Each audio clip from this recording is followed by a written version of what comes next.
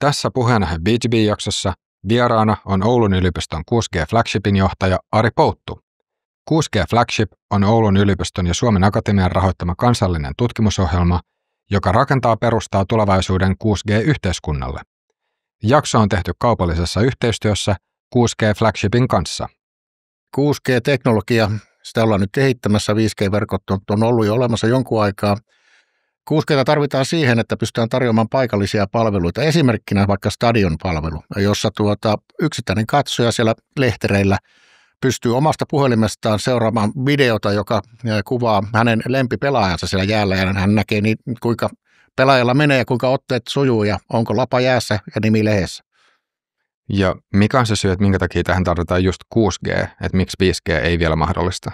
No silloin ruvetaan puhumaan niin suurista datakapasiteettimääristä, että 5G vaikkakin on nopeampi kuin 4G, niin sitten kun meillä on stadionilla esimerkkinä 8000 katsojaa, niin se kapasiteetti, se tietosiirtokapasiteetti tarve on jo niin hurja, että tässä 5G ei siihen enää riitä. Tarvitaan se seuraava sukupolvi, joka on taas 5-10 kertaa nopeampi kuin 5G.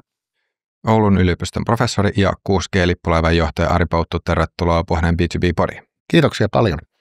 Tänään tosiaan aiheena on 6G, puhutaan 6G-teknologiasta ja siitä, että mikä tämän 6G:n merkitys on ihan tavallisille kuluttajille ja sitten yritysjohtajille. Käydään myös tätä teidän 6G-lippulaivaa läpi, mutta haluatko vielä tähän alkuun lyhyesti kertoa sitä, että mikä sun oma tausta on?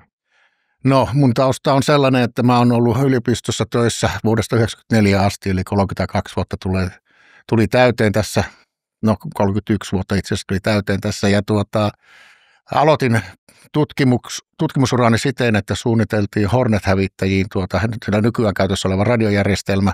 Siitä sitten pikkuhiljaa G-tutkimukseen, eli 3G:stä asti on ollut mukana tutkimassa näitä matkapuhelinteknologioita ja siitä eteenpäin 4G, 5G ja nyt tehdään 6G:tä. Todennäköisesti jään eläkkeelle, niin kuin 7G:tä tehdään. Olin CVC:n eli meidän langattoman tutkimuskeskuksen johtaja vuonna 2006-2012 ja sen jälkeen sain nimityksen professuuriin, jonka aiheala on luotettavat langattomat tiedonsiirtojärjestelmät ja erityisesti katsotaan monia eri liiketoiminta-alueita, ei pelkästään ICT:tä. Ja nyt tämän vuoden heinäkuun alusta asti olen sitten toiminut tässä 6G-lippulaivan johtajana, että siinä on niin kuin lyhyesti uraa. Jos vähän vielä käydään tätä terminologiaa läpi, niin mistä tämä 6G tulee? No 6G, tämähän on niin kuin pitkä loru ja tarina, eli aikoinaan ensimmäinen matkapuhelinjärjestelmä, varsinainen matkapuhelinjärjestelmä esimerkiksi täällä Skandinaavian alueella oli NMT-järjestelmä. No siitähän ei tietenkään puhuttu, että se on 1G, vaan se oli NMT, koska silloinhan ei tiedetty, että tämä vauhti tulee olemaan näin hurjaa täällä matkapuhelinteknologioiden kehityksessä. No sitten kun GSM lähdettiin kehittämään ja sitten se nimettiin 2G:ksi, niin silloin niin kuin NMT, joka oli täysin analoginen järjestelmä, niin sitten nimettiin 1G:ksi käytännössä. Ja sitten GSM-järjestelmästä siirryttiin sitten analogisesta ajasta digitaaliseen aikaan, eli puhe näytteistettiin ja digitoitiin ja saatiin tehokkaampi tiedonsiirto sillä radiotiellä. Ja yksi semmoinen merkittävä asia, mitä Suomessa kehitettiin 2G, eli GSM, oli tämä tekstiviestijärjestelmä, jossa ei käytettykään sitä varsinaista radiokanavaa, jossa se tieto lähetetään, vaan käytettiin niitä kontrollisignaaleja. Ja sehän itse asiassa oli niin sanottu killer-applikaatio tässä 2G-maailmassa. No, sittenhän me siirryttiin ajassa eteenpäin. Seuraavana oli vuorossa 3G-teknologia. 3G-teknologian osalta yritettiin ensimmäisessä vaiheessa luvata, että se toisi internetin meidän taskuun. Ja sillä käytettiin sotilasjärjestelmistä tunnettua niin sanottua hajaspektritekniikkaa, tämmöistä koodi- ja kommunikäyttömenetelmää, joka oli aika haastavasti lopun perin, kun niitä järjestelmiä lähdettiin tuottamaan. Ja käytännössähän 3G toi meidän taskuihin sitten sähköpostin lukumahdollisuudet. Ihan se kissavideo ei vielä liikkunut 3G:n yli. Ja sitten kun se teknologia oli niin haasteellista, nythän me nähdään, ja varsinkin moni meistä on kuullut, että 3G-verkkoja ollaan ympäri maailmaa ja Suomessa suurin osa on jo ajettu alas. Toki siitäkin on kuultu sitten motkotusta, erityisesti Itä-Suomessa, jossa on ollut sitten haasteita niin kuin verkon peiton suhteen, koska siellä on 3G:tä paljon käytetty. 4G oli se varsinainen teknologia, ensimmäinen teknologia, joka todella toi internetin meidän taskuun. Eli siellä kaikki videopalvelut rupesivat sujumaan todella tehokkaasti ja jokainen meistä tietää käyttäneensä milloin mitäkin YouTubea ja muita sovelluksia, jotka on tuottanut meille sen videomateriaali, joka on aivan massiivinen tuolla internetissä tänä päivänä. No sitten siirrytään ajassa eteenpäin, tullaan 5G-kehittämiseen. No mitä se 5G-loru lupasi alussa? No se lupasi oikeastaan selkeästi kahta uutta asiaa. Toinen oli se niin sanottu esineiden internet, mikä tarkoittaa siis, että laitteet kytketään mobiilijärjestelmään. On se sitten jääkaappi, televisio, mikroauto, uuni, sun auto tai vaikkapa se hammasharja tai muita vastaavia laitteita, mitä nyt tuolla onkaan. Ja toinen asia, mikä siinä yhteydessä oli se, että niin kuin erilaiset prosessit ja prosessin ohjaus otetaan niin kuin mukaan siihen asiakkaaksi niin kuin 5G-järjestelmään. Ja siellähän sitten niin kuin se reunalaskennan rooli korostui ja pystytään silloin lähellä käyttäjää laskemaan niitä palveluita ja tuottamaan nopeita ja turvallisia palveluita. 6G on sitten 5G:stä nopeampi versio, mutta se ei ole pelkästään sitä. Se on myöskin tekoälyn tuomista mukaan sinne reunapalveluihin. Eli tekoälyllä optimoidaan verkkoja, tuotetaan palveluita. Se on yksi sellainen merkittävä asia, kommunikaation ja tekoälyn yhdistäminen 6G-järjestelmässä. Se avaa aivan uskomattoman määrän uusia mahdollisuuksia. Toinen asia on sitten tämä verkkojen käyttäminen sensorina, eli tämmöinen yhdistetty sensorointi ja kommunikointi. Eli sitä samaa radiosignaalia, jolla me siirretään sitä dataa, niin voidaan käyttää myöskin sen ympäristön mittaamiseen. Se on niin semmoinen täysin uusi niin kuin asia myöskin, mikä tulee 6G:hen. Ja sitten siellä on vielä tämmöinen, sanotaan kuin kestävyyshaaste on tämmöinen kaikkialla läsnä oleva tiedonsiirto, joka tarkoittaa pääasiassa satelliittien kytkemistä yhteen 5G- ja 6G-verkkojen kanssa, joka silloin käytännössä mahdollistaa globaalin kommunikaatio ja pystytään yhdistämään ne viimeiset 3 miljoonaa ihmistä, joilla ei ole vielä pääsyä internettiin, niin mukaan tähän meidän informaatioyhteiskuntaan. Mikä Suomen merkitys sitten on ollut tässä G-teknologiassa? No, sehän on ollut äärimmäisen merkittävä, koska meillähän on täällä tietenkin kansallinen mestari, national champion Nokia, joka on 2G:stä ja 1G:stäkin asti tehnyt jo isoa tiliä matkapuhelinverkoilla ja edelleen tekevät valtavasti töitä, että niin kuin matkapuhelinverkkojen kehitys menee eteenpäin ja sitten heidän niin kuin ekosysteemissä on taas sitten satoja, jos ei tuhansia yrityksiä Suomessa, jotka tuottaa sitten palveluja Nokialle ja sitten viime aikoina varsinkin Nokian matkapuhelinyksikön häviämisen yhteydessä, niin tämmöinen luova tuho loi sitten todella suuren määrän tämmöisiä Nokialta lähteneitä insinöörejä, jotka sitten perusti omia firmoja, vaikkapa Oura sormus yhtenä esimerkkinä siitä, että minkälaisia uusia firmoja tämä luova tuho sitten, mitä NMP-yksikön alasajo tarkoitti, niin tuotti sitten meille. Voiko sanoa, että Suomessa on myös sitten tosi paljon semmoista teknologista osaamista, mikä on kertynyt näiden matkapuhelinverkkojen kehittämiseen liittyen? Tuo on juuri se keskeinen asia, miksi me ollaan niin kuin menestytty tässä niin kuin G-teknologiassa. Että meillä ei ole pelkästään Nokia, totta kai se on niin kuin se suurin ja kaunein, mutta täällä on niin kuin sanoin, satoja, jos ei tuhansia yrityksiä, jotka hyödyntää ja tekee ICT-teknologiaa ja niiden päälle rakentuvia tuotteita. Että se on niin kuin ehkä se suurin pääoma, niin kuin mitä voi olla. Ja koska me olemme saaneet olla mukana näissä G-teknologioissa, niin meillä on myöskin yliopistolaitokset saanut olla mukana tutkimuksessa. Ja kaikkein korkein tieteellinen tutkimushan sitten jossain vaiheessa siirtyy opetukseen, mikä tarkoittaa sitä, että yliopistolaitoksen kuitenkin tärkein tuote on se osaavan työvoiman kehittäminen yhteiskunnan tarpeeseen. Niin kuin meillä on huippuosaajat myös opettajana, niin me pystytään tuottamaan myös huippudiplomi-insinöörejä. Nyt meidän tapauksessa, kun puhutaan ICT-teknologiasta ja näin ollen, niin kyllä sillä on ollut äärimmäisen suuri merkitys. Mennään takaisin nyt tähän 6G-teknologiaan ihan konkreettisella tasolla. Just käytit esimerkkinä tämmöistä stadionia, jossa sitten jokainen katsoja voisi seurata videofeedia tai videostriimiä. millä kaikilla tavalla tämä 6G sitten muuten voi näkyä ihan tavalliselle kuluttajalle?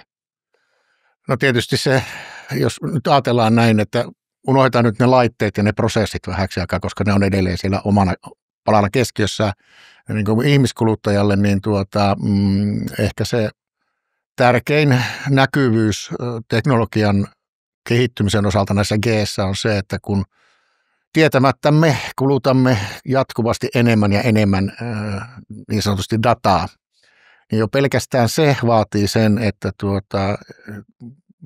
10 vuoden välein tulee se uusi G, jotta pystytään siinä kapasiteettitarpeessa, mitä tämä ihmisten käyttämän datan määrä vaatii, niin pystytään niin kuin tarjoamaan se langattomasti.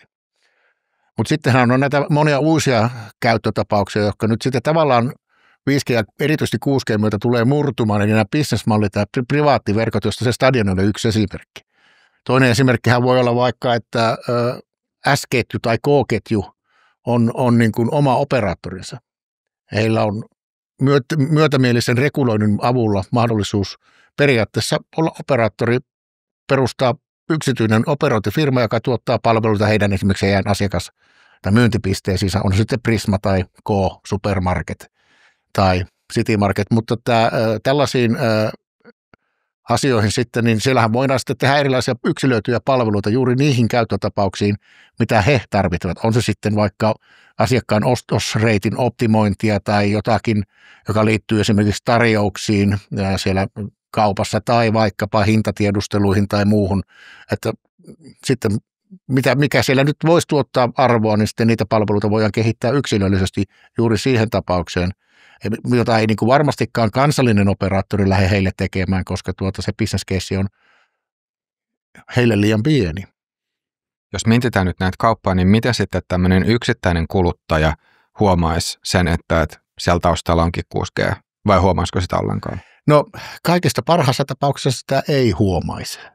Eli eihän me olla kiinnostuttu sinänsä teknologioista yksittäisenä kuluttajina, vaan palveluista. No tietenkin nyt, jos meillä on privaattiverkkoja, tämmöisiä yksityisiä verkkoja, niin jos ei ne ole sitten tämmöisen operaattorin tarjoamia palveluita, vaan yksityisen operaattorin palvelu, niin silloinhan me joudutaan käytännössä menemään sellaiseen asiaan näiden operaattoreiden välillä, että kun nykyiset kansalliset mobiilioperaattorit omistaa asiakkaat, eli heillähän on sitten ulkomaille mennessään roaming-sopimukset, mutta kotimaassa esimerkiksi Telian asiakas ei pääse DNA-verkkoon. Mutta sitten jos näitä yksityisiä operaattoreita rupeaisi tulemaan, niin heidän pitäisi sitten luoda tämmöiset roaming-sopimukset samalla tavalla kuin ulkomaille mennessä eri operaattorit on sopinut, että päästään heidän verkkojen kautta takaisin kotimaahan tai minne tahansa. Niin vastaavalla tavalla pitäisi luoda sitten roaming-sopimukset näiden yksityisten operaattoreiden ja sitten kaikkien kansallisten operaattoreiden kanssa, jotta sinä ja minä ja kolmas henkilö, jolla on kaikilla eri firman simmi, niin pääsisi sitten mukaan sinne verkkoon, joka on sitten niitä yksityisverkkoja. Paljonhan yksityisverkkoja tulee myöskin tehtaisiin ja tämmöisiin niin kuin hyvin yksittäisiin käyttötapauksiin, jossa ei sitten taas yksittäisellä kuluttajalla ole mitään asiaa, kun ei ne pääse sinne tehtaaseen. Siellä on sitten omat operaattorit, omat simmit, jotka pyörii vain sillä alueella ja niillä sitten, jos on esimerkiksi dual sim puhelimen, niin sittenhän voi olla se, että sä lähdet töistä kotiin, niin vaihdat vaan simmin, työpaikan simmistä niin tuohon julkisen verkon simmiin, että näinhän se sitten käytännössä voisi toimia, mutta tosiaan nämä julkiset palvelut, on se nyt mitä tahansa yksityisellä verkolla toteuttuna, vaatii se jonkunnäköisen roaming-sopimuksen. Voitaisiin myös tehtaasta ja tämän 6G:n merkityksestä yritykselle puhua kohta vielä lisää, mutta että jos palataan takaisin vielä tähän kuluttajaan, niin onko sitten mahdollista, että riippuen siitä, että missä tämä ihminen liikkuu, niin sitten puhelin yhdistyisi tämmöisiin yksityisiin paikallisiin verkkoihin ihan itsekseen, ja voiko se sitten myös tuoda joitain semmoisia huolenaiheita tai riskejä sille kuluttajalle? No eihän se käytännössä, matkapuhelinverkothan on suunniteltu siten, että kaikilla operaattoreilla on tämmöiset niin kuin autentikaatiomenetelmät. Eli samanlaiset menetelmät pitää olla niissä yksityisverkoissa, eli sinne pääsee vaan rekisteröidyllä simmillä. Eli yksityisenä kuluttajana sä et pääse sinne verkkoon samalla tavalla kuin sä et pääse, jos sä oot Telian asiakas, niin sinne DNA-verkkoon tai Elisan verkkoon. Eli se on samalla tavalla suojattu, kun se teknologia on siellä, millä niin kuin pystytään autentikointi ja laskutus ja kaikki muut asiat hoitaan niin se estää sen, että ei niin kuin matkapuhelinverkkojen välistä tämmöistä siirtoa tapahdu muuta kuin siinä tapauksessa, että roaming-sopimukset tehty. Mitä sitten, jos vielä miettii turvallisuutta näihin paikallisiin verkkoihin liittyen, niin kuinka yksinkertaista, helppoa tai vaikeaa sitten olisi laittaa tämmöinen yksityinen verkko pystyyn ja sitten pyrkiä kaappaamaan luvatta ihan tavallisten kuluttajien sitä verkkoliikennettä? No, täysin aukottomastihan tuolta ei voi sulkea pois. Toki meillä viranomaiset valvoo, että tällaista ei tapahdu, mutta ehkä muistetaan reilun 10 vuoden päästä taaksepäin, kun katsotaan, niin Tukholmassahan muun muassa rupesi löytyä sieltä heidän hallintokortteleistaan, sanotaanko vieraita tukiasemia, jotka todennäköisesti on kaapannut jonkun verran liikennettä ja ohjannut sitä ehkä vääriin paikkoihin. Jälkikäteen taidettiin todeta, että ne oli venäläisten asettamia tukiasemia. Että kyllä se periaatteessa mahdollisuus on olemassa, jos on valtiollinen toimija ja on niin kuin resursseja riittävästi, mutta kyllä se vaatii sitten todella pahantahtoista halua ja intohimoa tehdä sitä pahaa, että ei se ihan pikkukummassa ole, kun sillä on kuitenkin autentikointijärjestelmät ja kaikki muut näissä matkapuhelinverkoista. Kyllä se vaatii sitten jo todella kovaa osaamista. Mutta tämä on semmoinen, mikä koskettaa kaikki matkapuhelinverkkoja, että ei mitenkään 6G:lle spesifi. Joo, tämä on juuri näin, että ihan GSM:stä lähtien, niin no itse asiassa minulla on hyvä esimerkki. Äitini oli grillissä töissä ja silloin puhutaan 1G-ajasta ja vaan tämmöisenä anekdoottina ja sitten oli yksi rekkakuski, jolla sitten oli ilmeisesti tyttöystävä siinä lähellä sitä grilliä asuu ja silloin puhuttiin NMT-ajasta ja mainitsinkin jo aikana, että ne on analogisia signaaleita, niin äiti aina joskus kuunteli korvat punaisena, kun rekkakuski ajaessaan kohti Kokkolaa, mistä olen kotoisin, niin kertoi sitten aika eroottisia tarinoita tyttöystävälleen, mitä aikovat tehdä, kun hän saapuu. Että silloinhan se oli helppoa, nykyään se on todella vaikeaa, kun meillä on digitaaliset suojaustekniikat ja niin tosiaan nämä autentikointitekniikat ja salaukset ja kaikki. Että kyllä se, niin kuin sanoin, niin vaatii hirmuisen määrän sitten niin kuin osaamista ja se on sitten valtiollinen toimija tyypillisesti. Jos ajattelee yksityisiä yrityksiä, pieniä yrityksiä tai edes keskisuuria, niin niiden ei pitäisi kovinkaan helposti sitten pystyä saada luvatta sitä liikennettä haltuunsa. No ei, että kyllä se niin kuin vaatii aika isot resurssit ja nythän esimerkiksi tämä geopoliittinen ja tämä taloussota, mikä meillä on globaalisti menossa, niin johtuu siitä, että kun Huaweihin esimerkiksi ei luoteta, vaikkakin se on yksityinen yritys, mutta se on vahvasti Kiinan valtion sponsoroima yritys, joka varmasti aika lujasti vaikuttaa yhtiössä tapahtuviin päätöksiin. Mutta se, että niin kuin sitten jos joku esimerkiksi länsimainen yritys tämmöistä tekee, niin meillähän on tuolla liikenteenvalvontajärjestelmät myöskin tuolla, niin jos jäät kiinni, niin se on sitten goodbye business, että se on se kortin toinen puoli sitten. Jos nyt vielä mietitään kuluttajalle näitä muita esimerkkejä, Stadion oli yksi, kaupat toinen, tuleeko vielä kolmatta mieleen?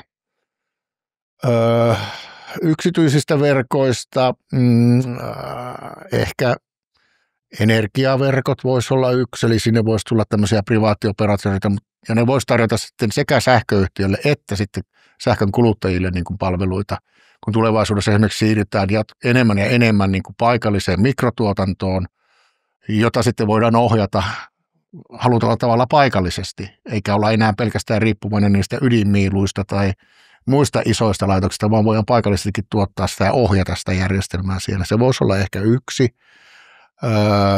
Sitten tietenkin tämmöinen kansallinen, joka ei enää ole sitten niin sanotusti yksityinen verkko, vaan se on sitten taas tämmöinen niin kuin loogisesti erotettu verkko, niin esimerkiksi joku automaattisten autojen, itse ajavien autojen niin kuin järjestelmä niin kuin 5G- ja 6G-järjestelmien päällä. Eli sieltä loogisesti erotetaan kapasiteettisiivu, joka varmistaa sen, että esimerkiksi itse ajavilla autoilla on tarpeeksi kapasiteettia siihen tehtävään, mikä niille on annettu, että ne ei sitten niin kuin ajele ihmisten päälle tai aiheuta muuten niitä vahinkoja. Sitten tietenkin on kaikki oppilaitokset, mitkä voi hyödyntää omia verkkojaan. On esimerkiksi tuolla suunniteltu, että miten jos tehtäisiin semmoinen eSIM-järjestelmä, jossa kaikki eurooppalaiset tällaiset niin kuin paikallisverkot voivat halutessaan tarjota jonkunnäköistä roaming-palvelua, että pääset niin kuin esimerkiksi Oulun yliopiston simmillä ja puhelimella pääset vaikka jonkun saksalaisen tai ranskalaisen yliopiston tutkimusverkkoon kiinni ja näin päin pois. On niitä monia, mutta siis tämmöisiä isoja mahdollisuuksia tietenkin löytyy siellä, missä on isosti rahaa, isosti bisnestä, että energia ja automotive, security and defense, ehkä yhtenä isona nousevana alana on sitten yksi mahdollisuus myöskin. Mutta jos miettii just silleen yksittäisen kuluttajan näkökulmasta, niin se mitä 6G mahdollistaa on sitten parempi sähkönjakelu, vähemmän sähkökatkoja ja vastaavasti turvallisemmat autonomiset autot. Esimerkkinä juuri näin. Mitä muuta se voi tarjota, niin tietysti meille ihan itse käyttäjinä pelkästään niin se tarjoaa sen suuremman kapasiteetin, johon jo viittasinkin aikaisemmin, eli ne palvelut on nopeampia myöskin viiveeltään. Eli se, mistä ei ole vielä teknologisesti puhuttu, niin on se, että yksi sellainen tavoite myöskin on 6G-teknologiassa saada se signaaliviive niin lyhyeksi, että palvelut pystytään toimittamaan nopeasti. Suurin osa näistä palveluista tietenkin menee niin kuin yritystyyppisiin use caseihin, mutta esimerkiksi joku paikallinen esimerkiksi tämä peliskenaario voi olla esimerkiksi semmoinen, missä niin kuin se pieni viive auttaa tekemään sujuvamman pelikokemuksen. Tai vaikkapa sinfoniaorkesteri, joka soittaa kukin kotonaan orkesterin jäsenistä ja välitetään tämä tieto jonnekin keskuslaskimeen ja sieltä se sitten yhdistetään sinfoniaorkesteriksi. En tiedä, onko järkevä use case, mutta periaatteessa mahdollinen, kun näitä viiveitä lyhennetään. Tuleeko sinulla vielä mieleen joitain sellaisia palveluita, jotka erityisesti hyötyisivät tästä suuremmasta kapasiteetista, jos vertaa 5G:hän? No tietenkin viitattiin tuohon äskeiseen Stadion esimerkki, jossa niin kuin paljon videota pyörii. Siitä seuraava askel on tämmöinen, sanotaanko digitaalinen kaksonen, ympäristödigitaalinen kaksonen, globaali digitaalinen kaksonen, niin sanottu metaverse. Ja siellä sitten jos lähdetään sinne ja me ruvetaankin vaikkapa virtuaalilasien kautta niin seikkailemaan siinä 3D-maailmassa ja siellä on sitten sitä esimerkiksi sensoridataa, joka tulee joka puolelta, kun se verkko mittaa ja siellä on erilaista sensoria ja sinne tulee vaikka kauppa, sä voit kävellä vaikka kauppaan sisällä ja mä haluan nuo farkut tuosta noin 59,90 ja ostetaan ja näin päin pois. Tämmöiset niin kuin immersiiviset palvelut sitten niin on varmasti niin kuin pitkässä aikajuoksussa sitten niin kuin sanotaan 10-15 vuotta niin yksi osakin 6G-palveluita. Niin, että virtuaalitodellisuus on semmoinen, mikä sitten voi hyötyä 6G:stä. Erityisesti juuri näin ja se niin kuin mitä hurjimmat väitteet hän sanoo, että jossakin vaiheessa niin meillä ei ole enää kännyköitä. Eli me siirrytään niin kuin wearable, tämmöisen puettavaan teknologiaan, jolloin meillä voi olla vaikka lasit päässä, joka on se käyttöliittymä, joku pieni lähetin tuolla jossakin taskussa, ja kaikki tapahtuu ilman sitä kännykkää. Niin tuossa just sanoit aikaisemmin tämän paikallisen laskennan, niin mitä se paikallinen laskenta tarkoittaa ja mikä merkitys sillä nyt sitten on 6G:n kannalta? No paikallinen laskentahan tarkoittaa käytännössä sitä, että kun meillä nyt on isot datacenterit, on Google, Amazon, Microsoft, etc., niin nehän rakentaa näitä massiivisia datakeskuksia sinne tänne. Niitä on muutamia aina per maa. Ja ongelmahan siinä on se, että jos nyt ajatellaan, että vaikka se on tuolla Haminassa, Suomessa esimerkiksi Googlen laskentakeskus. Minä olen Oulussa.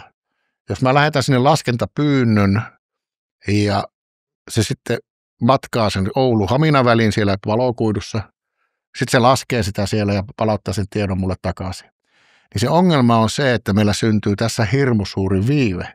Vaikka se tuntuu pieneltä 12 millisekuntia, esimerkkinä niin kuin tämä etäisyys, noin 12 millisekuntia. Se käytännössä tarkoittaa sitä, että eihän meille ihmiskuluttajille se ei niin kuin tunnu missään, mutta sitten kun mennään niiden laitteiden käyttöön ja prosessioptimointiin, niin siellä 12 millisekuntia on ikuisuus. Siellä parhaat prosessit, niin niitä pyritään ohjelmoimaan, käyttämään noin 2000 hertsin tavallaan niin kuin, eli 2000 kertaa sekunnissa pitäisi tulla uusi komento.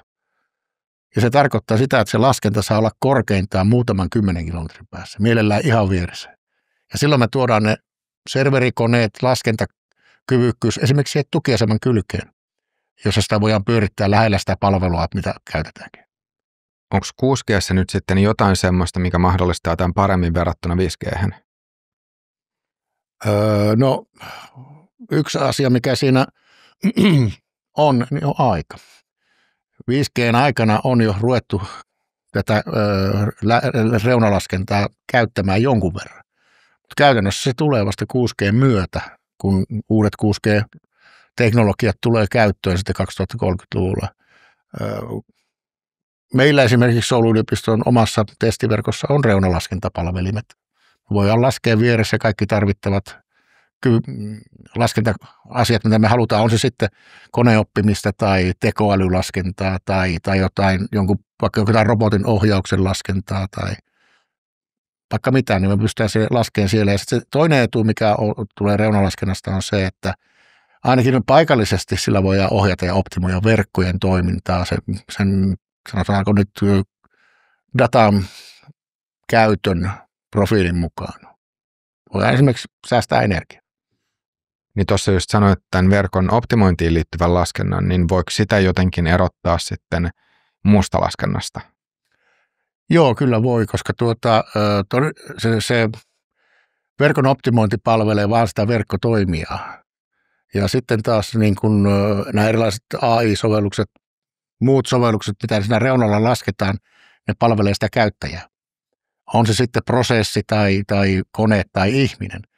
Esimerkkinä vaikkapa näin, että sulla on korjattavana joku kone, sulla on immersiivinen sovellus, jossa sulla on tämmöiset augmented reality, eli täydennetyn todellisuuden lasit päässä, ja se tarvittaessa menet paikalle, sä katsot sitä ongelmaa, jos kone on vaikka rikki, se laskee siellä ja miettii ja funtsii ja miettii sitä diagnostiikkaa ja palauttaa sulle se sitten näyttöön sen, että tuossa on vika, korjaa tuo. Tai sitten meillä on 2 robottia, jotka toimii yhteen, niin miten he niin kuin tavallaan ohjelmoidaan toimimaan siten, että ei tapahdu mitään hässäkkää. Eli siis se on niin kuin, tämmöisiä palveluita voidaan tehdä, ja ne on sitten niin kuin käyttäjä, tai se käyttäjä nyt sitten voi olla muukin kuin ihminen, niin heille suunnattuja palveluita. Se verkon optimointi on tosiaan se on sen operaattorin palvelu, se on vähän niin kuin erilainen laskentatehtävä. No miten nyt, jos mennään sitten tarkemmin vielä siihen, että miten yritykset hyötyy tai voi hyötyä tästä 6G-teknologiasta? Siihen jotain tämmöisiä käyttöesimerkkejä? No, taisinkin jo tuossa äsken mainita siitä, että tehtaat esimerkiksi on hyvä esimerkki tästä. Eli nämä yksityiset verkot, jotka voi olla yksityisen operaattorin tarjoamia tai vaikkapa mobiilioperaattorin tarjoama, niin nehän luo lisäarvoa sinne tehtaaseen, kun esimerkiksi voidaan tuottaa palveluita, jotka on laadinvarmistuksen osalta, esimerkiksi konenäön avulla. Sinne voidaan tuoda palveluita, jotka huolehtii siitä, että logistiikka on äärimmäisen tehokasta, että kaikki on just on time. Tulee juuri silloin osa paikalle, kun se annetaan robotille, että se ruuvataan siihen piirilevyyn tai mitä tahansa. Se on niin kuin semmoinen Industry 4.0 teemasta puhutaan, niin semmoinen ehkä niin kuin mihinkä asetetaan suurimmat odotukset. Ja sitten toinen oli, mihinkä viittasinkin jo tuossa aikaisemmin, niin sitten autoteollisuus, eli näiden autojen niin kuin datan ohjaaminen ja käyttö sitten niin kuin esimerkiksi diagnostiikkaan ja huoltoasioissa ja näin päin pois. Niin siinä nyt on pari, ja energiastakin jo puhuttiin, eli energiaoperaattorit mielellään haluaisivat mahdollisimman tehokkaan järjestelmän jopa paikalliseen ohjaukseen ja kysynnän joustoon, eli asiakaskin voi osallistua siihen sitten, että myymällä niitä kuormia. En käytäkään tänään saunaa tai vesiboileria ja saat osaa sitten sitä sähkömarkkinaa, että näistä voi syntyä todella uusia bisnesmalleja, liiketoimintamalleja, niin kuin miten yritykset hyödyntää langattomuutta, reunalaskentaa, tekoälysovelluksia. Jos nyt sitten käy nämä esimerkit läpi vuorotellen, niin jalottaa vielä tästä tehtaasta, niin miten tämä 6G-teknologia sitten mahdollistaa ne kaikki asiat, mitä tuossa just äsken sanoit? Osa tuli jo aikaisemmassa kommentissa, esimerkiksi reunalaskenta on jo mahdollista 5G:ssä, mutta sitä ei kovin laajasti käytetä, ja se tulee sen 6G myötä sitten sinne erilaisiin sovelluksiin, koska sitä kerta kaikkiaan tarvitaan äärimmäisen nopeutta vaativissa sovelluksissa.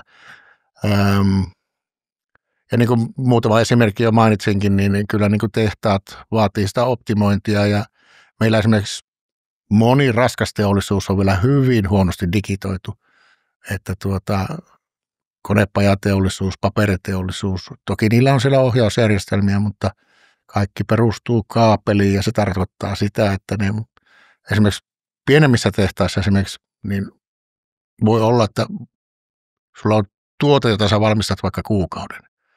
Ja jos sulla on kaikki koneet langallisesti kiinni, niin sä et voi esimerkiksi muuttaa koneiden paikkaa ja tuottaa vaikka jotain tuotetta X, joka vaatisi hieman optimoituna, niin vähän erilaisen niin kuin tehdaspohjan. Että esimerkiksi tämmöisiä joustavia mahdollisuuksia sitten syntyy, kun sulla on langattomuutta mukana, niin sulla on tämmöinen nomadinen tehdas, joka voi muuttaa sitä pohjapiirustusta sen mukaan, mitä halutaan tuottaa. Tuleeko sinulle mieleen muita tuommoisia esimerkkejä, mitä sitten langattomuus voisi mahdollistaa yrityksille, muutenkin kuin vaan se, että tehdas pohja pystytään miettimään sellään uuseksi? No, otetaan vaikka liikenne ja sinne tuleva logistiikka. Siis nehän on hirveän ensinnäkin arvokkaita arvoketjuja, kun siirretään öljyä tai siirretään puuta tai siirretään terästä ympäri maailmaa. Niin tässä just kuulin esimerkin, että jos esimerkiksi laivaliikenteen ohjaus saataisiin reaaliaikaisesti semmoiseksi just on time, että kun rekka tulee satamaan, niin laiva tulee samaan aikaan. Ja sillä välillä, jos se on liian aikaisin tulossa, se vähän aikaa himmailee menemään, niin kuulin, että 24% polttoaineesta voitaisiin säästää. Ihan yksinkertainen esimerkki. Australiasta kuulin, että heidän niin kuin kaivostoiminnan logistiikka oli tekoälysovelluksilla, langattomilla sovelluksilla laitettu uusiksi, niin säästö oli $1 Australian dollaria vuodessa.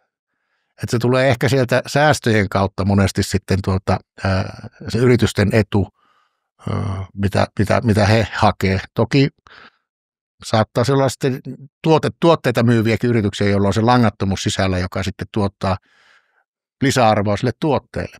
Mutta tähän langattomuutta kannata käyttää, jos ei meillä ole joku syy, miksi meidän pitää liikkua tai siirtää jotakin. Että jos meillä on semmoinen use case, jossa niin kuin kaikki on paikalla, niin siinähän se kaapeli klepaa ihan hyvin. Niin just mainitsit tämän termin just on time, niin onko tämä nyt se iso juttu sitten 6G:ssä? Se on osa sitä. Eli just se kaikki tämmöiset niin kuin tavaraketjut, niin nehän muodostaa aika suuren osan niin kuin yhteiskunnan niin kuin arvoketjuista. Ja jos me saadaan sinne niin kuin tällainen optimoitu, ohjattavissa oleva tavallaan niin kuin järjestely, niin sillä pystytään kyllä merkittäviä säästöjä tekemään, kun ajatellaan, että mikä on niin kuin kaikkien myytävien tavaroiden niin kuin arvo GDP:ssä, niin luulen, että siellä olisi niin kuin satoja ja satoja miljardia säästettävissä. Sitten mainitsit myös tämän sähköjakelun. Joo. Jos sitä vielä vaan enemmän. No, tänä päivänähän monet sähköyhtiöt markkinoivat osta sähköpaneelit katolle. Ja nyt on tulossa markkinoille semmoisia pienikokoisia tuulimyllyjä, jotka ei pidä meteliä, niitä voidaan laittaa vaikkapa kattojen reunoille sinne myöskin. Ja näin ollen sinusta ei tulekaan sähkön kuluttaja, vaan sinusta tulee kuluttajatuottaja, eli englanninkielisana prosumer kuvaa tätä. Ja mikä tarkoittaa siis käytännössä sitä, että energiasta suurempi ja suurempi osa tullaan tuottamaan paikallisesti. Puhutaan tämmöistä mikrogeneroinnista, joka tuulen ja sähkön tai tuulen ja auringon lisäksi se voi olla vielä jotain muutakin, mitä me ei vielä tiedetä. Muutetaan vaikka se aurinkosähkö vedyksi ja käytetään se sitten myöhemmin, eli se on varastointiteknologia. Mutta sitten ja sulla on batterit ja akustot siellä talossa myöskin, ja sulla voi olla auto siellä pihalla, ja se auto on sähköauto. Niin se tarkoittaa käytännössä sitä, että tarvittaessa sä voit niin kuin osallistua siihen sähkömarkkinaan täysvaltaisena jäsenenä, voit syntyä uusia liiketoimintamalleja, kuten aggregaattori, joka kerää yksityisten asiakkaiden myymiä kuormia tai sitten myymää sähköä ja osallistuu markkinaan ja tuottaa arvoa sitten näille sähkömarkkinapelaajille. Ja jos nyt sitten nämä komponentit on langattomasti yhdistetty, niin sehän ei välttämättä tarvitse olla, mutta se on kuitenkin todennäköisesti halvempaa, kun vetää jokaisesta inverteristä niin johto jonnekin versus, sulla on siellä langaton lähetin, vastaanotin, niin sä saat sen datan kätevästi käyttöön ja sitä kautta saat niin kuin tämän uuden markkinan otettua haltuun. Mitä sitten tämä kolmas esimerkki, eli just itseohjautuvat autot? No, sehän ei tietenkään ole, tai jos on tehtävissä tänä päivänä ja varsinkin tulevilla 6G-ratkaisuilla, ongelmahan on enemmän regulatiivinen tänä päivänä, eli ei tiedetä noin niin kuin moraalisesti, että mitenkä pitäisi ne autot panna ajamaan itsekseen siellä ja kuka on syyllinen, jos jotain tapahtuu. Eli se on tämmöinen regulatiivinen, lainsäädännöllinen ongelma enemmän kuin tekninen ongelma. Mutta tosiaan niin kuin tämmöinen kansallinen verkkoviipalointi on yksi semmoinen termi, jota käytetään, niin semmoinen logistisen viipaleen tarjoaminen kansallisista mobiiliverkoista, niin voisi tarjota siihen niin kuin loistavan alustan siten, että me pystyttäisiin ohjaamaan suurella todennäköisyydellä, koska 100 varmaan ei voi olla, niin suurella todennäköisyydellä, että kaikki toimii oikea data tulee oikeaan aikaan ja nehän autot eivät ole pelkästään sen langallisen tiedon varassa, joka tulee niin kuin ympäröivistä sensoreista tai ympäröivistä autoista, vaan on niillä tietenkin autonomiaa vahvistavia omiakin sensorilaitteita. Että niin kuin sanoin, niin tämä on semmoinen pitkän tähtäimen tavoite, mutta että vielä siihen tänä päivänä on pieniä tämmöisiä muuta kuin ei-teknisiä esteitä käytännössä. Voiko tämän jotenkin vielä konkretisoida, että mitä tämä 6G sitten ihan käytännössä mahdollistaisi, sanotaan vaikka kaupunkiliikenteelle tai sitten ihan vaikka moottoriteille? Viittasin aikaisemmin tuossa, että radio ja sitten on tämmöiset niin kuin autonomiaa tuottavat sensorit. Tänä päivänähän meillä on jo autonomiaa tuottavia sensoreita useissa, eli autoissa puhutaan näistä adaptiivisista vakionopeussäätimistä, jotka ei ole millään tavalla radioliitännäisiä. Eli ne säätää ja ne tutkaa sitä ympäristöä ja säätää nopeutta ilman sitä radioa. Mutta sitten on myöskin tämmöisiä sovelluksia, jossa puhutaan platooning-teknologiasta, jossa radiosignaalilla ohjataan tavallaan niin kuin sitä, se ehkä soveltuu erityisesti rekkaliikenteeseen jonnekin pitkille matkoille. Että sulla voi olla sitten siinä 2 tai 3 rekkaa hinauksessa yksi kuski. Mutta edelleen ollaan sitten taas siinä regulatiivisessa ja lainsäädännöllisessä tilanteessa, että sitä ei tänä päivänä vielä oikeasti sallita. Mutta että kyllä sekä radiolla ja näillä autonomisilla sensoreilla, niin molemmilla päästään pitkälle, mutta joudumme vielä ottamaan.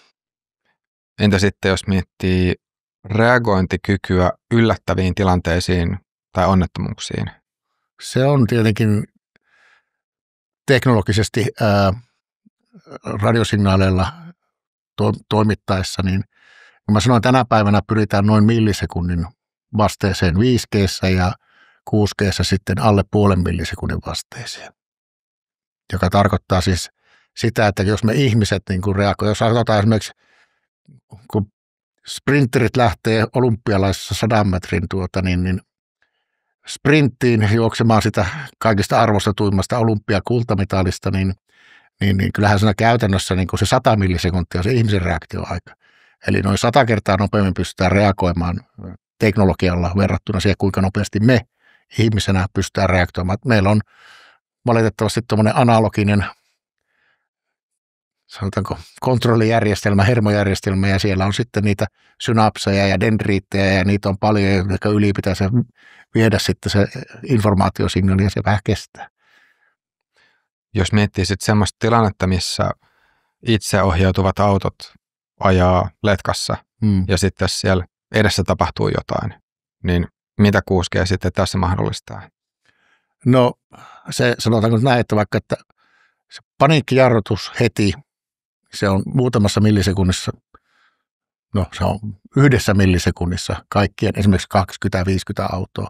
Eli esimerkiksi tämmöiset niin kuin Saksan moottoriteiden niin kuin mahdottomat tämmöiset kolarisumat voitaisiin niin kuin estää. Eli käytännössä 6G mahdollistaisi sen, että sen sijaan, että jokainen auto reagoi vaan siihen, mitä tämä auto sitten näkee välittömässä ympäristössään, niin silloin se viesti siitä hätäjarrutuksesta menisi radioteitse sitten sinne letkan perälle yhä saman tien. Kyllä, juuri näin. Ei tämä monimutkaisempaa ole. Se on se etu, vaan on se, että se viiveet on pienempiä kuin mitä ihmisohjauksessa oleva auto pystyy toteuttamaan. Niin kyllä. Ja me ei nähdä muuta kuin se seuraava auto. Me harvemmin nähdään sitten kovin monta autoa siellä letkässä eteenpäin. Että meillä on hankala saada sitä tietoa niin kuin silmään pohjautuva informaatio perusteella.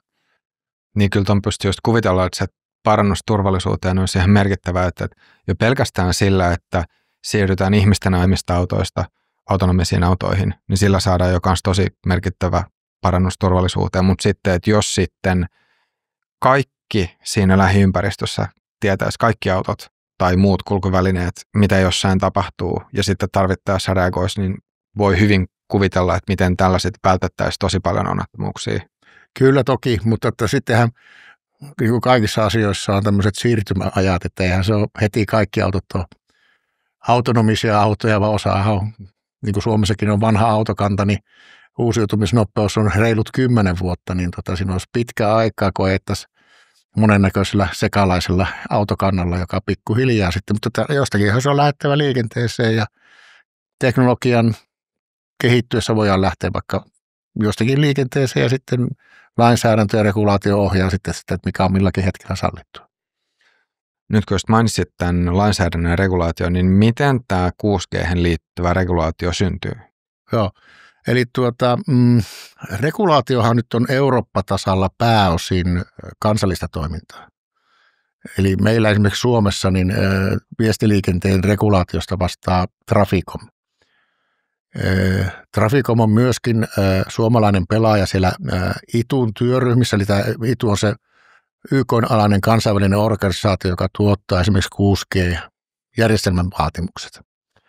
Niin by the way, ollaan siellä 6G-lippulaivana yhdessä Traficomin mandaatilla niin määrittelemässä niitä 6G-vaatimuksia ja sekä tämmöisiä arvopohjaisia vaatimuksia, että myöskin sitten näitä, sanotaanko performance, miten se nyt kääntyy, suorituskykyvaatimuksia. Eli mutta Suomessahan regulaatio on onnistunut erittäin hyvin matkapuhelinjärjestelmien osalta siinä, että kun täällä ei ole tuhlattu rahaa niihin hurjan kalliisiin lisensseihin, vaan se hinta on esimerkiksi niin kuin mobiilioperaattoreiden lisensseissä ollut se, että he joutuvat toteuttamaan esimerkiksi 4G:ssä 99% populaatiosta pitää olla 4G piirissä. Se on se hinta, joka tarkoittaa sitä, että se pitää koko maan kattavaksi tehdä se järjestelmä. 5G:ssä jo vähän löysättiin, mentiin tuommoiseen 70%, mutta siinäkin tuli sitten vaatimus, että se 30%, niin heidän pitää myydä sitä taajuuttaan sitten jollekin muulle operaattorille halutessaan reilulla hinnalla, eikä tarkoiteta nyt kallilla hinnalla. Mutta sitten myöskin meillähän on, viitattiin tuohon yksityisverkkoihin ja privaattiverkkoihin, niin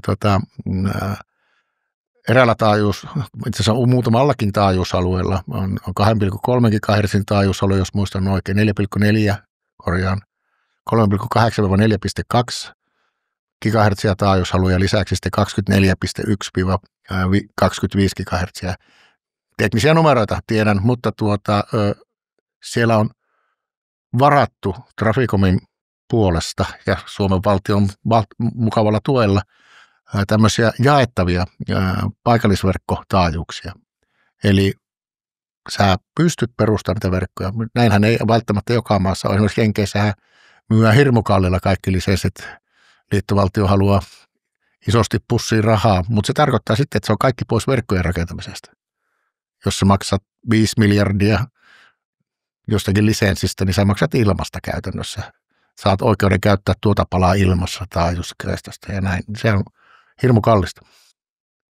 Voiko ajatella sitten, että johtuen tästä suhteellisen otollisesta regulatiivisesta ympäristöstä, niin 6G-teknologiaa on myös hyvin mielekästä kehittää sitten Suomessa? No ainakin se antaa meille tutkijoille todella mahtavan niin kuin mahdollisuuden rakentaa näitä testiverkkoja, joka sitten on pohjana niille tuleville. Eli me pystytään kehittämään Suomessa ehkä maailman joustavimman regulaatioympäristön takia monenlaisia erilaisia teknologia-enablereita ja testata niitä todellisissa ympäristöissä, koska Traficom on näitä lupia myöntänyt. Ja sitten meillä on vielä aivan mahtava tilanne, että meillä on muutamia alueita Suomessa, jossa on nämä merkittävimmät ICT-tutkimuslaitokset, mukaan lukien sitten myöskin Nokia, joka on tuotekehittäjä ja tutkija, niin tämmöiset erillisalueet, joissa me saadaan käyttää niitäkin taajuuksia, jotka operaattoreille on myönnetty osittain, joka tarkoittaa sitä, että meillä voi olla kaupalliset verkot myöskin. Siis ihan super. Meillä on viimeisintä Nokian teknologiaa esimerkiksi meidän 5G-testiverkossa, plus sitten niitä ohjelmistopohjaisia laitteita ja tämän tällaisia, mutta että niin kuin sanottu, niin kyllä se tutkimuksen kannalta ne on aivan mahtava tilanne tämä, että päästään niin kuin erilaisia asioita kokeilemaan ihan oikeasti livenä. Kuinka paljon siitä regulaatiosta on semmoista, mikä on Suomen itsensä päätettävissä ja kuinka paljon semmoista, mikä tulee sitten EUlta? No jos mietitään näitä matkapuhelinjärjestelmiä, niin siellähän tulee hyvin paljon erilaisia regulatiivisia määräyksiä komissioltakin, mutta niin kuin esimerkiksi sanoin, tämä taajuuspolitiikka, se on ihan täysin kansallisissa käsissä. Siinä niin kuin EU ei vielä määrä. Toki pyrkii harmonisoimaan. Esimerkiksi tuo 3,8-4,2 GHz, joka on niin sanotusti tarjolla tällaiseksi niin kuin jaettavaksi taajuuksista, pyritään harmonisoimaan, että se olisi kaikkialla Euroopassa. Mutta se on edelleen kansallisten päätösten varassa koko homma. Mutta niin kuin monenlaista muuta regulaatiota tulee sitten, niin kuin, joka liittyy tähän 6G-maailmaan. Esimerkiksi niin kuin AI, eli tekoälysäätelyakti, puhutaan AI-actista. Sieltä tulee tiettyjä reunaehtoja, miten Euroopassa pitäisi läpinäkyvästi ja moraalisesti oikein käyttää tekoälyä. Ja monta muuta asiaa tulee sieltä. Mutta että niin kuin ne pääasiat ja ne isoimmat asiat kuitenkin tehdään kansallisesti. Vielä noista taajuusalueista, niin millä tavalla sitten 5G ja 6G taajuusalueet poikkeaa toisestaan? Tai voiko vielä vähän avata sitä, että mikä merkitys näillä taajuusalueilla on?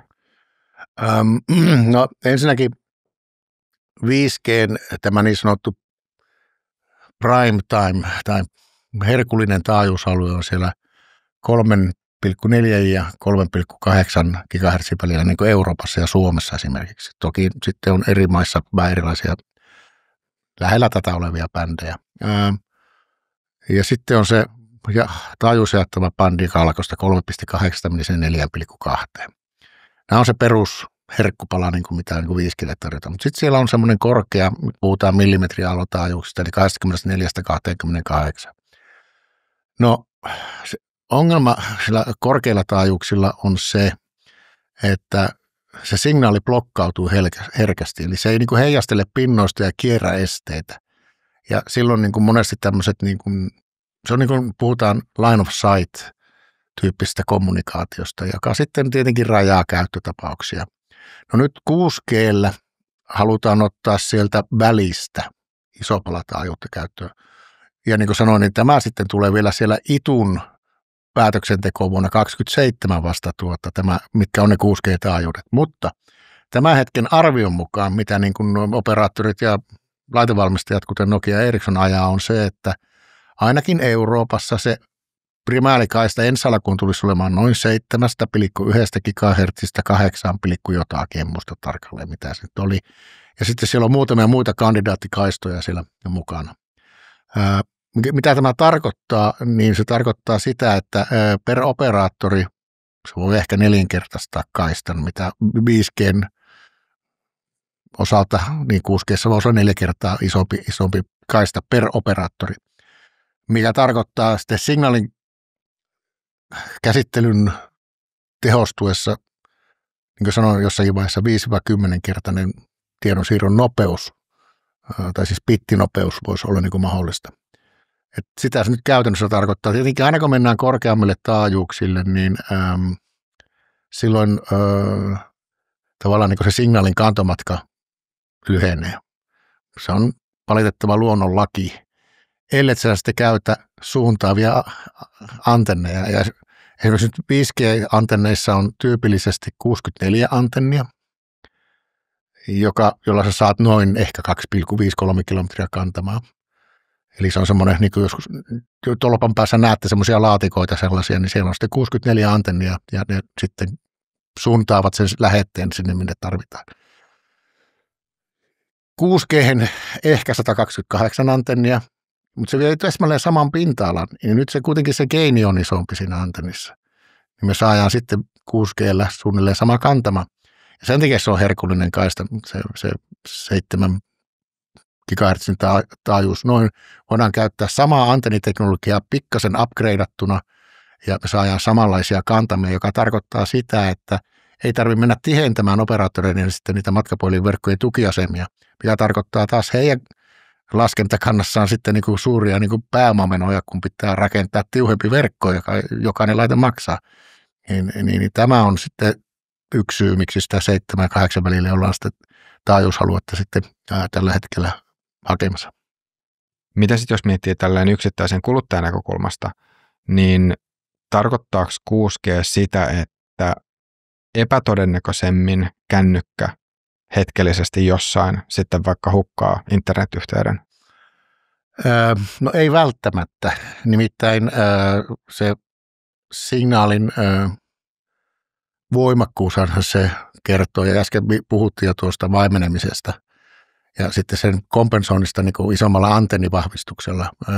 Käytännössä näillä 5G ja 6G saavutetaan sama kantama, joka tarkoittaa, että samalla etäisyydellä siitä lähettävästä antennista on suunnilleen sama signaalivoimakkuus. No, jotta tarina ei olisi näin yksinkertainen, niin nythän on ruvettu tutkimaan näitä tekoälymenetelmiä hyvin voimallisesti, ja yksi semmoinen erittäin kuuma tutkimusalue tällä hetkellä on se, että miten me ohjataan sitä antenniryhmää siten, että juuri ne käyttäjät, jotka vois olla sillä katvealueella, niin sinne lähetettäisiin pikkusen enemmän energiaa, että saa se yhteyden piettyä yllä. Eli kyllä ja ei, riippuu minkälaiset antenniratkaisut ja minkälaiset tekoälyratkaisut otetaan käyttöön tulevaisuuden verkoissa. On mahdollista, että se paranee, mutta vähintään pysytään samassa.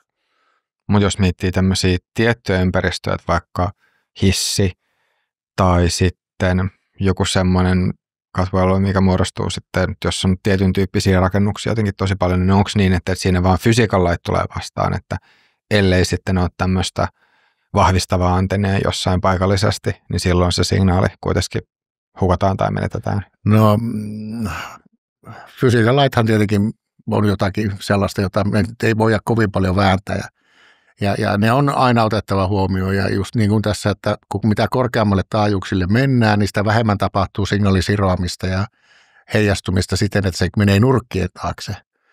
Mutta sinnekin ollaan kehittämässä 6G-ratkaisuita. Puhutaan tällaisista heijastavista radiopinnoista. Ainakin jossakin Nitse-sovelluksessa niitä voisi käyttää vaikka jossain tehtaassa, jos on hirveästi putkia, niin mennään sitten, niin ohjataan näillä heijastavilla radiopinnoilla sitten sitä signaalia sinne katvealueelle. Mutta sitten taas, jos otetaan vaikka tuo sun hissi tuossa esimerkiksi, niin sieltähän niin signaali tulee lähinnä niistä ovien raoista ja muista sinne sisälle. Varsinkin, jos on niin nykypäivänä hyvin paljon näkee, niin metallikuorisiahan ne hissit on.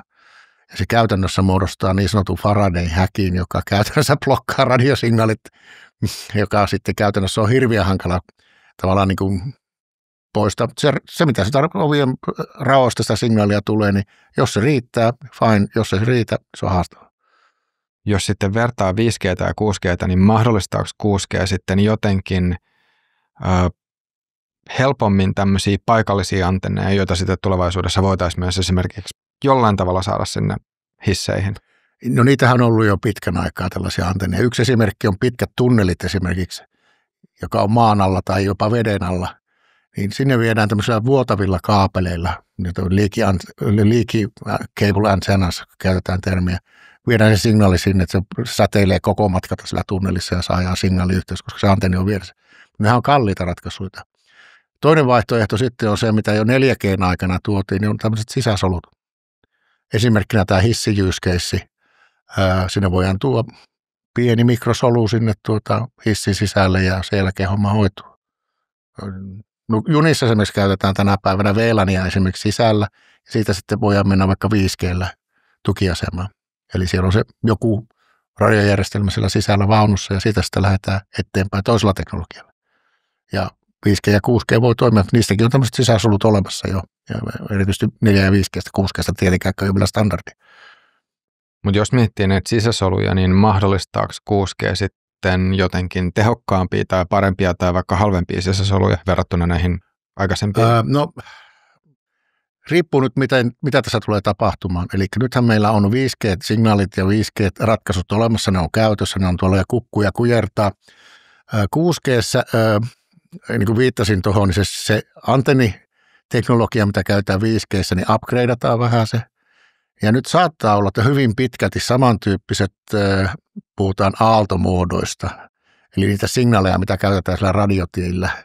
Jos ne on hyvin lähellä samaa kuin 5G:ssä, niin sitten tavallaan laitteistojen valmistaminen voi olla halvempaa.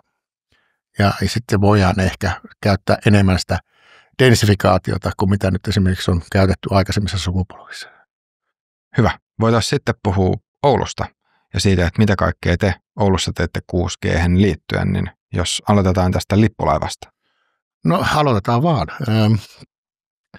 Lippulaivahan on iso ohjelma. Ja lippulaivaohjelman perusti käytännössä Sipilän hallitus 2017 ja se antoi sen tavallaan niin kuin sen toteuttamisvastuu Suomen Akatemialle. 2017 järjestettiin kisat, joissa sai kaikki Suomen tieteen eri lajit niin sanotusti osallistua omilla ehdotuksillaan. Muistelenko, että noin 50 ehdotusta jätettiin kaikilta tieteenaloilta. Ja olimme silloin menestyksekkäitä yhdessä syöpätutkimuksen kanssa muistaakseni. Eli silloin ekakierroksella valittiin 2 lippulaivaa, 6G ja olisiko se nyt ollut syöpä, muistelenko oikein. No, lippulaiva oli joka tapauksessa siellä ensimmäisessä valinnassa mukana. Ja sitten silloin meidän arvio niin tuosta kokonaisohjelman volyymista, joka on 8 vuotta ja alkoi vappuna 2018 ja päättyy ensi kesänä, olisi noin 250 miljoonaa, kun siinä on se akatemian myöntämä rahoitus, yliopiston myöntävä vastinraha, meidän tiedekunnan myöntävä, tavallaan ei myöntävä, vaan uudelleen suuntaama tutkimusraha 6G-teknologioihin. Ja sitten suurin osa kuitenkin hankerahoitusta tulee sitten kilpailusta lähteistä. On se sitten Business Finland yhteistyössä yritysten kanssa, tai on se sitten EU-yhteistyössä yritysten ja muiden eurooppalaisten pelaajien kanssa, vai onko se Suomen Akatemian hankkeita, tai sitten jopa kahdenvälisiä hankkeita yritysten kanssa. Niin lopun perin nyt, kun ollaan ynnäilty näitä numeroita yhteen tässä, kun lähestytään lippulaivan viimeinen vuosi on nyt menossa, niin ollaan päästy lähelle 300 miljoonaa, että ollaan todella onnistuttu hyvin hankevalmisteluissa ja hankkeita saatu maaliin sekä kaikissa näissä erilaisissa formaateissa. Ja meillähän on syntynyt sitä kautta niin todella laaja niin kuin tämmöinen ekosysteemi. Meillä on noin 400 yritystä ollut meidän hankkeissa mukana ja sitä akateemisia partnereita mukaan lukien muu akateeminen työ kuin projektityö, niin yhteensä kaikkia 2 000, että onhan tämä niin kuin melkoinen ponnistus ollut ja ekosysteemi ja näin päin pois. No sitten jos haluat sisältöön jotain valaistusta, niin voin siitäkin tietenkin kertoa. Eli meillähän on lippulaivassa 4 tämmöistä strategista tutkimusaluetta. Ensimmäisen nimi on englanniksi wireless connectivity, eli langaton yhteys. Eli ne sellaiset teknologiat, millä siirretään niin kuin käyttäjälaitteesta data langattomasti sinne tukiasemaan. Niitä teknologioita kehitetään siellä ja siihen tulee just näitä tällaisia antennijärjestelmien niin kuin ohjausteknologioita. Massiivimimosta puhutaan muun muassa koodausta, modulaatiota ja näitä aaltomuotoja. Sitten mitenkä käyttäjät jaetaan sinne spektriin, eli tämmöistä resurssinhallintaa, spektrin ja aikamuotoihin ja juuri sitä teknologiaa, millä se pitti lentää siellä radioaalloselässä. Sitten meillä on toinen tutkimusalue, joka tutkii radiopiirejä ja RF-teknologiaa. Ja siellä meillä alussa päädyttiin siihen, että ruvetaan tutkimaan korkeamman taajuuksien radioratkaisuja, mennään sinne yli 100 GHz, koska siellä on paljon vapaata spektriä, siellä pystyttäisiin helposti tuottamaan niin kuin aina terabittiin sekunnissa asti niin kuin langattomia ratkaisuja. Tiedetään, että se ongelma on se suuri etenemisvaimennus, mutta joka tapauksessa niin sinne päätettiin lähteä ja me ollaan merkittäviä tuloksia saatu siellä erilaisten piiriratkaisujen kehittämiseksi juuri sinne korkeille taajuuksille.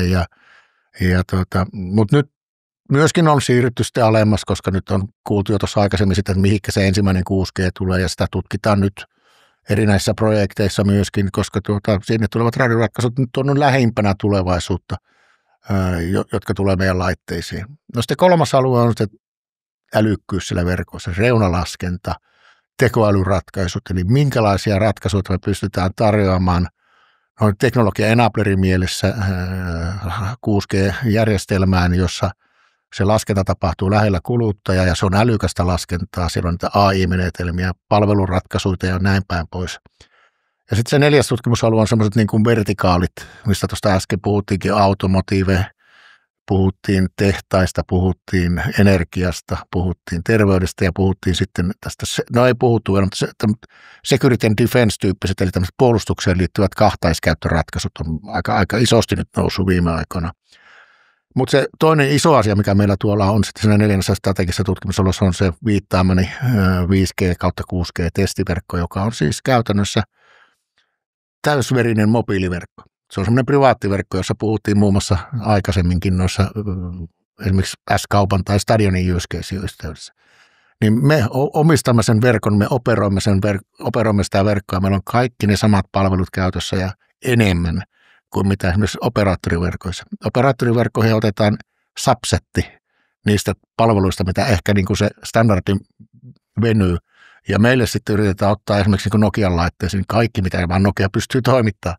Eli se on niin sanottu ihan äärimmilleen viritetty verkko, mitä niin kuin meillä on käytössä. Ja siinä on ne tutkimusalueet, ne on niin kuin pääpiirteissä, eli eksperimentaalinen tutkimus, langattomuuden, siirtotien yli tapahtuva langattomat ratkaisut, piirit ja RF-ratkaisut ja sitten se älykäs laskenta. Ja nämä on semmoisia keskeisiä 6G-teknologia-enablereita, joita nyt sitten ollaan 7 vuotta reilu kehitelty. Ja minkälaista se yhteistyö sitten teillä on yritysten kanssa? No, niitähän on 3 niitä yhteistyömuotoja. Viittasinkin jo tuossa äsken siihen, että meillä on myös tällaista kahdenvälistä yhteistyötä, joka niin kuin liittyy hyvinkin usein lähempänä tätä päivää olevaan teknologiaan, jossa kehitetään esimerkiksi 5G++-ominaisuuksia tai jotain 6G-ominaisuuksia, josta sitten niin kuin yritys maksaa 100% kuluista ja sitten siitä sitten seuraa se, että he pystyy patentoimaan itse ne ratkaisut. Business Finland-hankkeissa yritykset tulee osarahoitus, Business Finlandilta suurin osa, yhdessä tehdään töitä ja sitten sieltä tulevia IP-ratkaisuja sitten voidaan myöskin myöntää sinne teollisuudelle, joka sitten hyödyntää niin kuin heidän tulevia standardointiponnistuksia.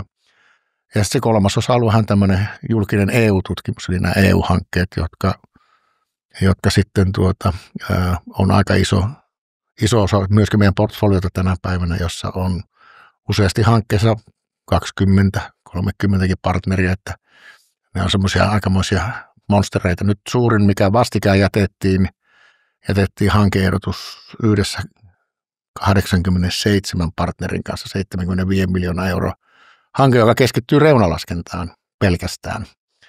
Eli monenlaista yhteistyötä yritysten kanssa kyllä on ja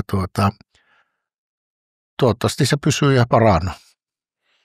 Niin nyt oli viimeinen vuosi tätä Lippulaiva-hanketta menossa vai? Kyllä, nyt on viimeinen vuosi menossa. Toki Akatemialla on tulossa uusi Lippulaiva-hakukuulutus tuossa joulu-tammikuussa ja olemme jo valmistautumassa aloittamalla hakemuksen tekemistä, niin olemme valmistelemassa seuraavaa Lippulaiva-hankeehdotusta, jonka toivomme saavamme sellaiseen kuntoon, että Akatemiakin näkee, että tässä olisi merkittävää uutta ja saataisiin sitä kautta jatkorahoitusta tälle merkittävälle ponnistukselle, mikä nyt ollaan saamassa maaliin. No miten sitten tämmöinen termi kuin resilienssi? Miten 6G ja resilienssi liittyy toisiinsa? No meidän osalta se ainakin liittyy toisiinsa sillä tavalla, että ollaan ruvettu sitä vahvasti tutkimaan nimenomaan 6G:n osalta ja kenties tulee osaksi ehkä meidän Lippulaiva-ohjelman jatkoakin. Resilienssihän tarkoittaa monenlaisia asioita. Se voi tarkoittaa esimerkkinä sitä, että kehitetään paremmin esimerkiksi signaalihäirintää sietäviä aaltomuotoja ja algoritmeja sinne, jotka ei ehkä mene standardiin, mutta voidaan vaikka joskus ottaa huonon tilanteen sattuessa käyttöön sitten kenties. Se on ehkä yksi osa-alue. toinen osa-alue on sitten vaikkapa se, että kun meillähän on hyvin tiukka tämmöinen yhteen kietoutuma energiajärjestelmien ja ICT-järjestelmien suhteen, ja molemmathan on äärimmäisen tärkeitä tämmöisiä kriittisiä infrastruktuureita. Niin mitkä olisi ne keinot, millä tätä niin kuin riippuvuussuhdetta voitaisiin vähentää? Vastikään nähtiin, kuinka Portugalissa ja Espanjassa niin sähkökatko, pitempään kestävä, kaikki mobiiliverkot nurin. Että mitenkä tämmöiset niin kuin asiat pystyttäisiin hoivaamaan paremmin käyttäen esimerkiksi uusiutuvia energiamuotoja tai vaikka vetytaloutta tai muuta, jolla pystyttäisiin sitten varmentamaan ne verkot riittävän pitkäksi aikaa. Eihän niitäkään välttämättä kovin halvalla pysty ympärivuotiseksi tekemään pelkällä uusiutuvalla energialla. Toki meillä on yksi tutkimushanke, jossa me tätä kokeillaan. Mutta paljonko se vaatii sitä uusiutuvaa energiaa, minkä verran se tulee maksamaan ne tuulivoimalat ja vetypolttokennot ja sitten paneelit siinä ympärillä, että onko se niin kuin taloudellisesti viisasta ollenkaan vai onko se teknologia, jota voidaan hyödyntää esimerkiksi jossain kriittisissä paikoissa. Mahdollistaako 6G sitten jotenkin resilientimmän verkon verrattuna sitten vaikka 5G:hän? Ehkä sitä kautta, että kun me tuodaan sinne voimakkaasti sitä tekoälyä.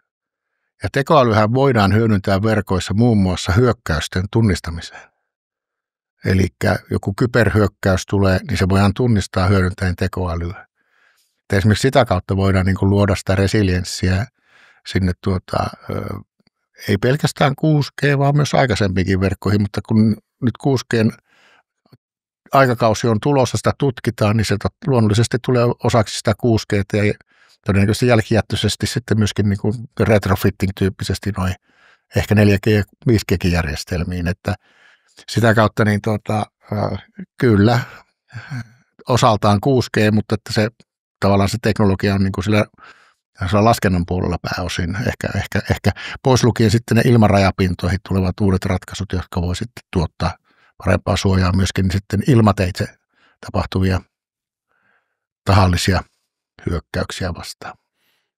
Miten sitten näiden paikallisten verkkojen yleistyminen ja sitten se paikallinen laskenta, niin voiko ne myös tehdä sitten näistä verkoista jollain tavalla resilientimpiä? Kyllä. Jos esimerkiksi ajatellaan sitä, että viittasin tuossa siihen isoon eurooppalaiseen hankkeeseen, niin jos pystyttäisiin luomaan esimerkiksi kansallinen tai jopa yhteiseurooppalainen reunalaskennan tämmöinen orkestrointi- ja federointisysteemi, jota siellä hankkeessa on tarkoitus tehdä, niin silloin tarvittaessa niin voidaan siirtää toiminnallisuuksia, palveluita joustavasti eri laskentaklustereihin, joka tarkoittaa siis sitä, että jos tuo hajoaa, niin me voidaan siirtää se palvelu vaikka tuonne, joka on toinen laskentaklusteri ja sitä kautta saadaan niin kuin sitä resilienssiä.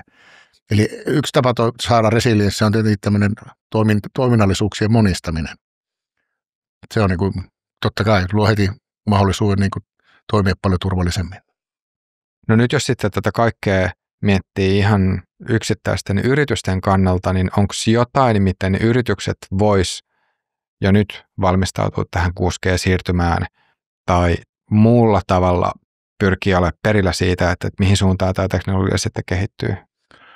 No yleisestikin ottaen, vaikka ollaan Suomessa, niin sanotaanko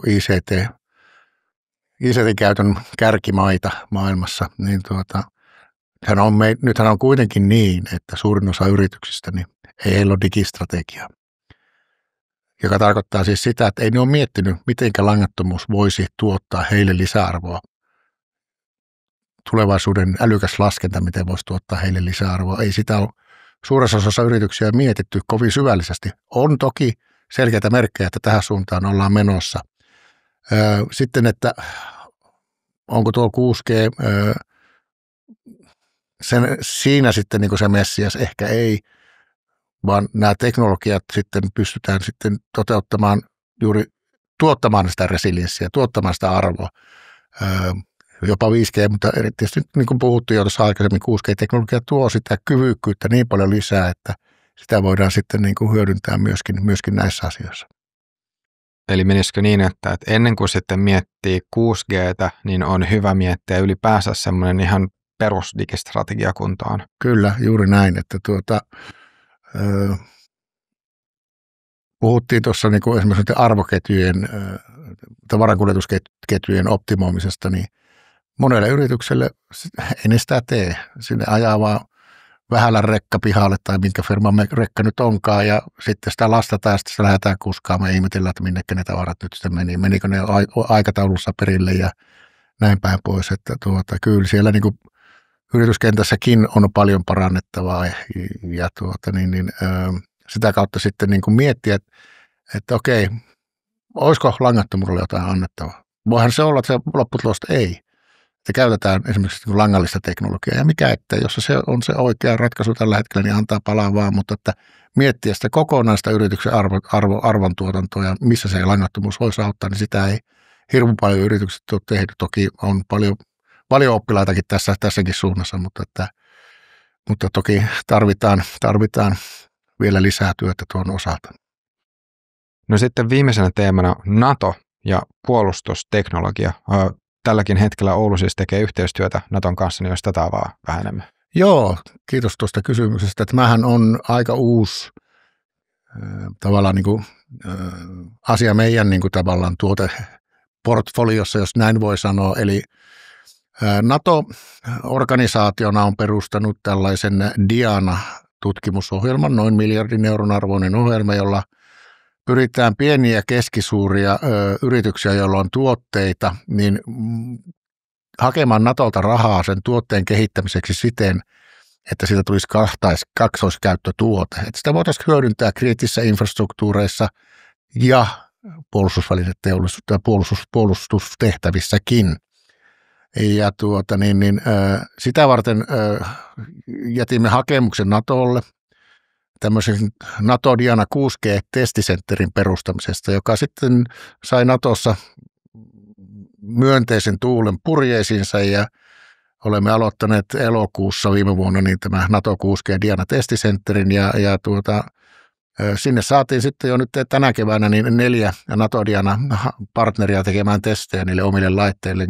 NATO myöntää sen rahan siten, että yritykset saa tuotekehittäjästä raitteita kohti kaksoiskäyttöominaisuuksia ja sitten heidän on tultava testaamaan ja validoitava se jossain testisentterissä. Niitä on useampi ympäri Eurooppaa, mutta meillä on ainut, joka on 6G-testisentteri tai 5 6G-testisentteri, eli tämä on siinä mielessä ainutlaatuinen, että kaikki Naton partnerit, jotka haluaa testata 5G, 6G-tyyppisiä laitteita, niin tyypillisesti tulevat sitten meidän luokse ja siinä hyödynnetään nyt sitä meidän 5G, 6G-testiverkkoa hyvin voimallisesti. Toinen asia, mikä siihen liittyy, niin meillä on loistavat mahdollisuudet viedä niin kuin myöskin muille paikkakunnille näitä partnereita NATO-Dianastakin niin testaamaan. Yksi on esimerkiksi Oulu-Zone, semmoinen kilpa-ajorata lähellä Oulua, mutta silti täysin korvessa. Et siellä on niin kuin testiverkko. Sitten meillä on esimerkiksi Sodankylän alue geofysikaalinen observatorio. Siellä on muun muassa vastaava testirata ja 5G-verkkoa, mitä mekin hallinnoija, niin siellä pystyssä. On puhuttu Pyhäjärven kaivoksen hyödyntämisestä, esimerkiksi maanalaiset testit tai joku häirintätestit jossain niissä avolouhoksissa. Tai sitten vaikka Puolustusvoimien Vuosangan harjoitusalueet, siellä voi tehdä jotakin testiä, esimerkiksi Patria-ajoneuvoille tai muuta vastaavaa. Että se on niin kuin mielenkiintoinen uusi kuvio tähän tekemiseen, joka niin kuin tuo todella uusia partnereitakin myöskin meille. Mitä sä sitten muuten ajattelet tästä puolustusteknologian kehittämisestä, jos miettii Suomea isommassa kuvassa? No, nythän meillä on suuri mahdollisuus olisi tässä niin kuin kehittää työkaluja, joilla saataisiin niin kuin esimerkiksi tällaiset puolustusvälineteollisuutta palvelevat yritykset ja uudetkin sellaiset tulemaan mukaan tähän peliin, kun nyt me tiedetään tämä geopoliittinen tilanne ja nyt NATO-päätöksiä on tehty, että 3,5% bruttokansantuotteen tai budjetista, kumpi se nyt oli, niin pitäisi työntää tuonne rajalle rautaa ja 1,5% pitäisi olla sitä yhteiskunnan resilienssiä kasvattavaa rahoitusta. Ja siinähän meillä olisi loistava mahdollisuus luoda joku uusi tapa tukea näitä yrityksiä kansallisesti, joka mahdollistaisi nopean syklin tuotekehityksen erityyppisille tuotteille, kun sille nyt saattaa olla näköpiirissä tarvettakin. Ja tässä yhteydessä haluaisin myöskin mainita siitä, että kuulijoille, jos on innostusta resilienssiä yleisesti ottaen tutkia, niin järjestämme Oulussa 17-18. päivä marraskuuta tänä vuonna Resilienssi 6G Summitin. Eli jos haluatte, niin sinne voi ilmoittautua 6G Flagshipin verkkosivujen kautta. Jos laitatte 6G Flagshipin hakukoneeseen, niin löydätte verkkosivut ja sieltä löydätte 6G Resilience Summitin sivut, josta pääsee mukaan, jos sattuu kiinnostumaan. Entä sitten jos vielä tähän loppuun miettii viestiä yhteiskunnan poliittisille päättäjille? No haluaisin nimenomaan tähän resilienssikulmaan rahoitusta merkittävästi lisää.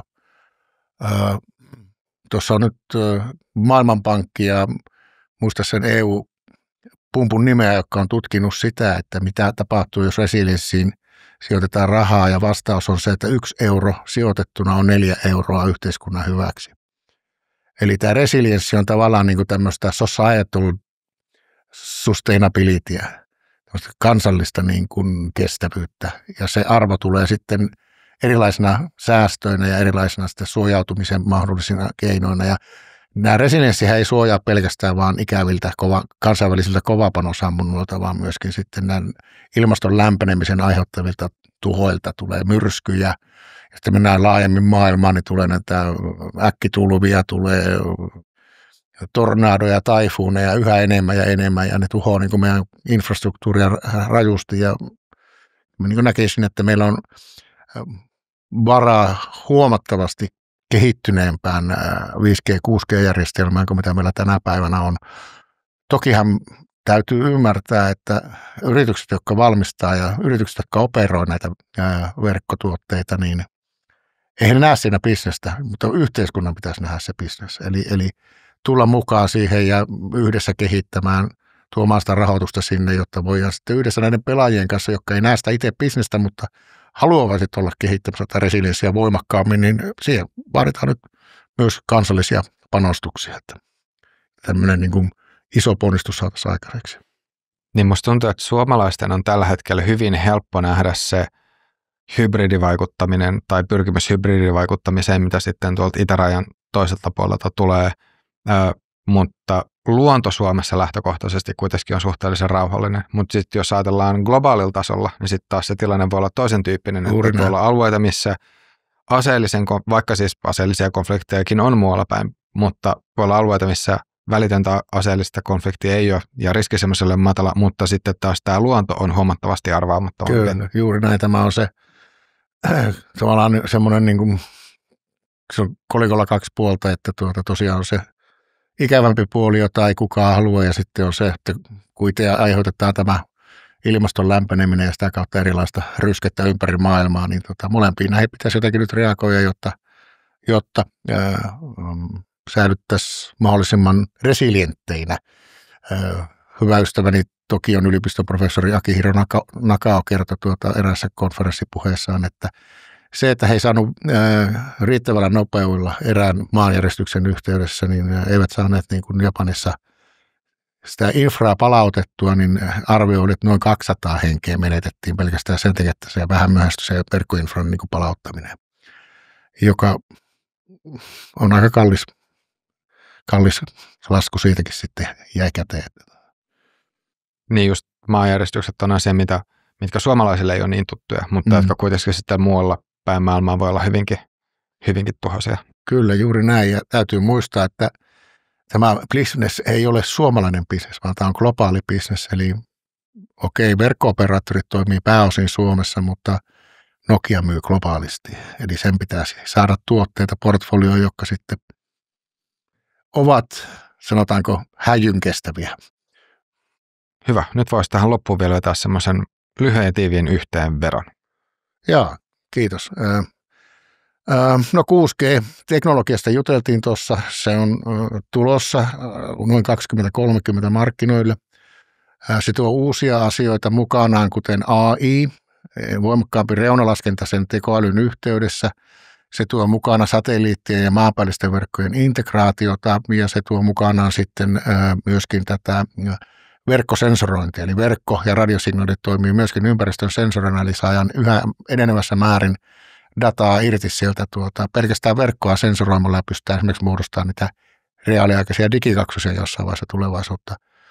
Muilta osin tosiaan tämä yksityis- ja privaattiverkkojen niin kuin tulo markkinoille on alkanut jo 5G:n myötä, mutta näkisin, että sen rooli korostuu 6G:ssä, koska monissa eri liiketoiminta-alueissa niin tämmöiset paikalliset palvelut on niin kuin keskiössä.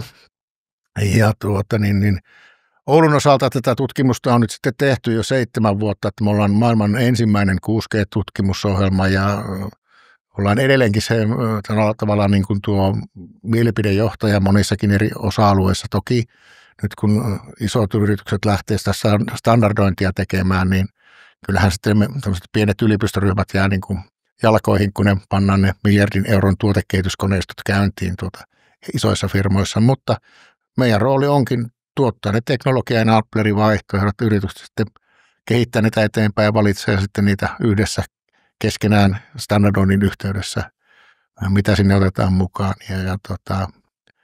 Meillä on sitten tietenkin tutkimusyksikkönä 2 tavoitetta. Ensinnäkin tukea tätä prosessia kohti standardointia ja sitten toisekseen niin sitten ruveta katsomaan, että mikä on se seuraava aalto. All right, laitetaan paketti. Eli Ari, oikein paljon kiitoksia vierailusta. Kiitos itsellesi, Rami.